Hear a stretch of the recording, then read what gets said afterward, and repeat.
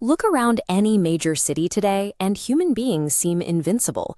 We have air conditioning, global supply chains, and 8 billion neighbors sharing the planet.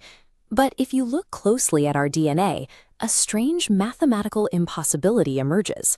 Every single person alive right now traces their lineage back to an incredibly tiny group of ancestors.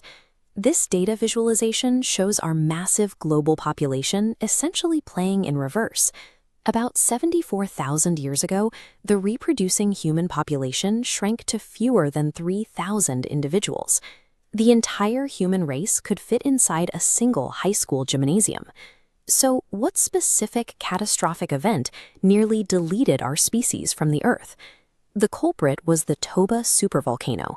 Analyzing how it ruptured the atmosphere exposes human history's extreme fragility, a near-miss survival story, redefining our existence. The threat originated here, in Southeast Asia.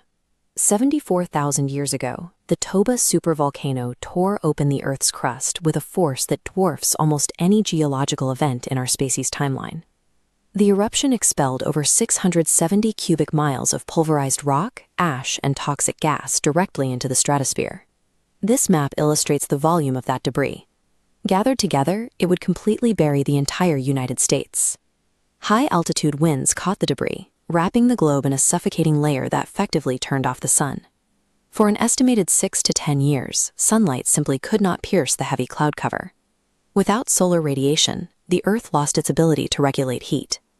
Global temperatures plummeted by up to 27 degrees Fahrenheit, plunging the planet into a sudden, deep volcanic winter. With the sky blacked out and frost creeping across the equator, ecosystems collapsed rapidly. Forests withered into graveyards, and the plants that formed the base of the global food chain died off. If this happened today, we might try to fall back on stored crops, but early humans didn't have agriculture.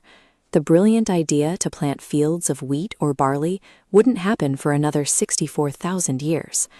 Without plants to eat, starvation set in.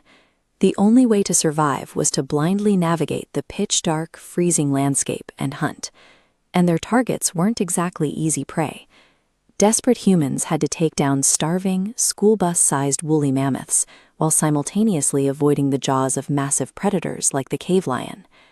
The destruction of the plant ecosystem forced humans to rely entirely on apex hunting. Securing a single day's worth of calories became a highly lethal, extreme physical test with terrible odds. Exposed to heavy blizzards and severe starvation, the human body quickly reached its absolute biological breaking point. Under these harsh conditions, a twisted ankle or a scraped knee was often fatal. A simple infected cut could easily kill you before the winter ever did. They couldn't rely on the safety net of modern science.